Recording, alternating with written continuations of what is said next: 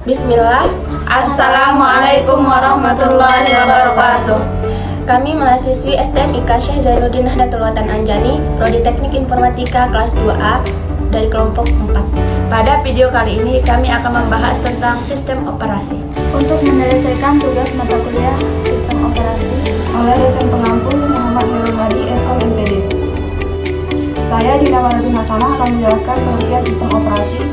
Saya Erna Kusmawardani membahas tentang tujuan dari sistem operasi. Saya Siti Maulina Azizah akan menjelaskan tentang fungsi sistem operasi. Saya Befadatul Karimah membahas jenis sistem operasi.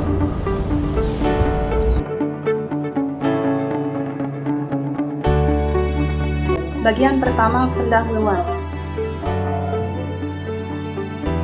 Pengertian sistem operasi. Sistem operasi adalah sistem perangkat lunak yang mengatur sumber daya dari hardware dan software untuk perangkat yang berjalan di latar belakang.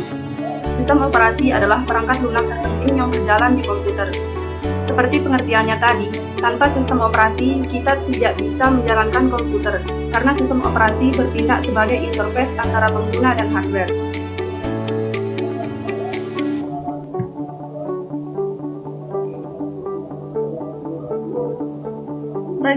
Bagian kedua, tujuan. Sistem operasi memiliki beberapa tujuan, di antaranya 1. Pengelolaan sumber daya komputer. Sistem operasi bertujuan agar data yang ada di komputer bisa digunakan secara efisien. Yang kedua, memberi kemudahan bagi para pengguna. Adanya sistem operasi bisa memudahkan komputer digunakan oleh para pengguna. Yang ketiga, kemampuan untuk berevolusi. Tujuan utama dari sistem operasi lainnya adalah menerapkan fungsi-fungsi baru sistem komputer. Yang keempat, penyedia layanan seperti pembuatan program dan lain sebagainya. Bagian ketiga, fungsi sistem operasi. Fungsi sistem operasi beberapa di antaranya sebagai berikut. 1. Mengelola memori primer dan sekunder seperti RAM, ROM, hard disk, dan lain-lain. 2. Menjalankan aplikasi software. Sistem operasi menyediakan lingkungan untuk aplikasi software yang dikembangkan untuk melakukan tugas tertentu. 3. Menyediakan antarmuka pengguna. OS bertindak sebagai interface antara pengguna dengan hardware. 4. Mengelola perangkat input dan output, serta membuat prosesnya berjalan lancar. 5. Keamanan. Software memiliki modul keamanan untuk melindungi data atau informasi dalam memori. 6. Mencegah deadlock. 7. Manajemen data. Bagian ketiga, jenis sistem operasi. Jenis sistem operasi berdasarkan banyak penggunanya. Yang pertama, single user, single tasking. Satu pengguna hanya bisa menjalankan satu operasi, seperti halnya komputer-komputer pada zaman dahulu, contohnya DOS. Yang kedua, multi-user single tasking.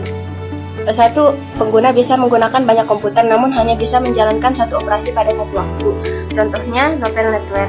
Yang ketiga, single user multitasking.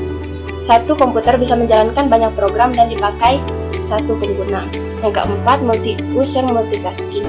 Satu komputer bisa dipakai banyak pengguna dan menjalankan banyak program, contohnya Linux.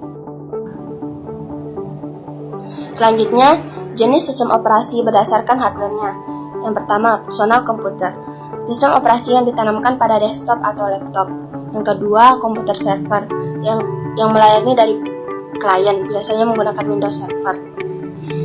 Yang terakhir, jenis sistem operasi berdasarkan software-nya. Sistem operasi berdasarkan software banyak sekali karena dikembangkan sesuai dengan keinginan dan tujuan. Di antaranya itu seperti free software, perangkat lunak, public domain, dan seterusnya. Thank you for watching, guys. Bye-bye.